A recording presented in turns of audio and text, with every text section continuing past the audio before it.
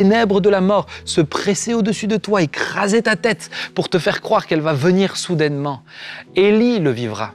Regardez ce qu'il est dit dans 1 Roi 19, au verset 3, alors que Jézabel met une pression à Élie en lui faisant la promesse de lui faire ce qu'il a fait au prophète de Baal.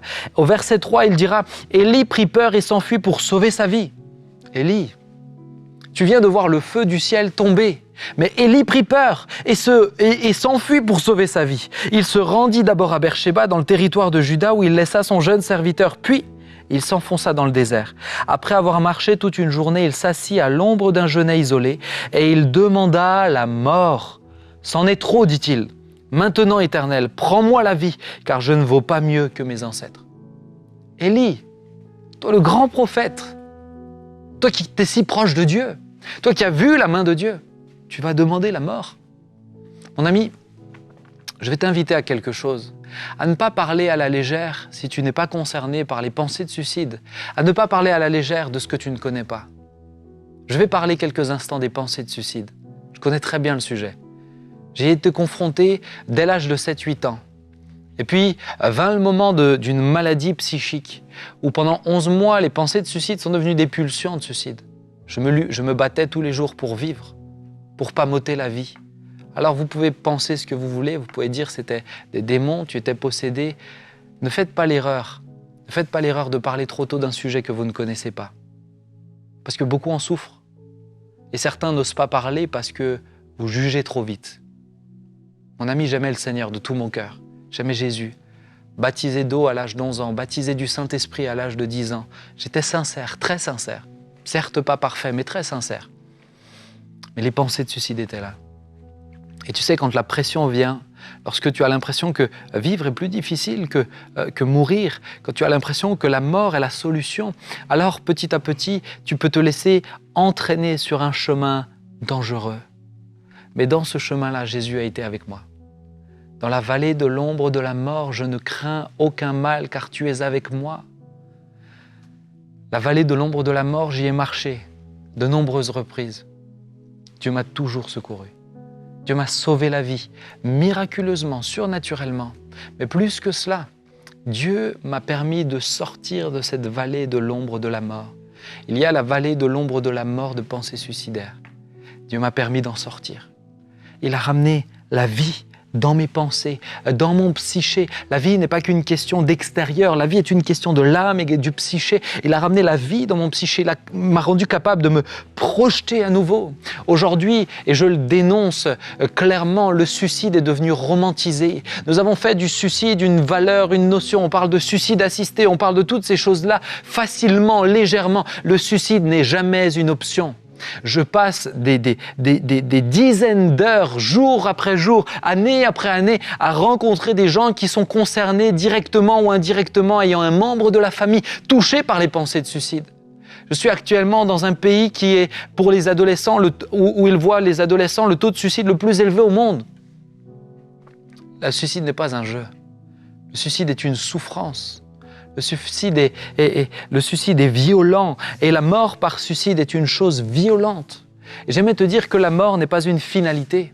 Peut-être que tu es là et je m'adresse à toi qui passes par des pensées de suicide. Nous allons prier tout à l'heure et je crois qu'il va y avoir plusieurs qui vont être libérés de ces pensées de suicide. Il va y avoir la vie qui va rejaillir. Mais peut-être que tu es là et que tu passes par des pensées de suicide. J'aimerais te dire que on te susurre à l'oreille, la mort est la solution. La mort n'est qu'une porte vers quelque chose d'autre. La mort n'est jamais une finalité. La mort n'est qu'une porte vers quelque chose d'autre. C'est un prédicateur qui dira que les morts sont l'étage au-dessus de la même maison que nous. Nous sommes au rez-de-chaussée, ils sont au premier étage. La mort n'est qu'une porte. Alors ne crois pas qu'elle sera ta solution. Le suicide n'est jamais une solution. Quels que soient tes tourments, quels que soient tes troubles, quelles que soient tes difficultés, et je m'adresse avec toi avec vigueur parce que je sais de quoi je parle et j'ai cette légitimité pour te le dire. Ne fais pas l'erreur de croire que le suicide va être ta solution. Ce n'est pas ta solution. Jésus est ta solution et il va amener la vie en toi et il va permettre que cette vie produise quelque chose qui te dépasse. Parce que oui, cette mort n'est qu'un passage, mais tu vas découvrir découvrir quelque chose derrière qui ne te plaira pas si tu n'as pas Jésus. La seconde mort, la Bible en parle comme une seconde mort, l'enfer. Si tu ne connais pas Jésus, l'enfer va être ta véritable destination. Tu penses et on te fait miroiter, et la société te fait miroiter que la mort est le néant. Ce n'est pas le néant, c'est un monde de souffrance, de tourment si tu n'as pas Jésus. C'est un monde froid, c'est un monde sec, c'est un monde qui ne vit que l'absence de Dieu. Dieu est amour, Dieu est bonté, Dieu est vie. Si tu n'as plus tout ça, qu'auras-tu à ton avis? Tu vas souffrir. J'ai connu des gens qui ont vécu des expériences de mort imminente et qui se sont vus partir en enfer, des gens que je côtoie, que je connais très bien. Je pense à Marie-Claire qui est passée par là et qui me dira, je me voyais descendre dans un lieu et plus je descendais, plus j'étais tétanisé par le froid. Et plus je ne voyais rien devant mes yeux, mais je ne sentais que de l'oppression, je n'étais que tourmenté et mes pensées étaient accablées. Et Jésus viendra la visiter, elle reviendra à elle-même. Et aujourd'hui, elle aime le Seigneur de tout son cœur. Et pour rien au monde, elle voudrait aller là-bas. Mon grand-père a eu la grâce, il est parti aujourd'hui dans la gloire, dans l'éternité. Mais un jour, il priera pour quelqu'un qui est décédé. Et cet homme reviendra à la vie. Il n'était loin pas fervent de Dieu, mais il rencontrera le Seigneur après. Il dira, j'ai vécu quelque chose que je ne veux plus jamais revivre. Et il passera son temps à dire à mon grand-père, continuez de prêcher, pasteur Jean, pour que personne n'aille dans le lieu dans lequel j'étais. Ses préoccupations avant de vivre cette expérience étaient ses propres intérêts, étaient égocentrés. Mais suite à cela, sa vie changera. Il ne voudra plus que lire la Bible. Il ne voudra plus qu'être en communion avec Jésus. Pourquoi? Parce qu'il a compris que la mort est un passage qui t'amène vers l'au-delà. Où iras-tu? Où iras-tu? Je conclus, il y a une puissance face à la mort. La Bible nous dira, mort, où est ton aiguillon? Enfer, où est ta victoire? Dans 1 Corinthiens 15, il y a une puissance, c'est la puissance de la résurrection.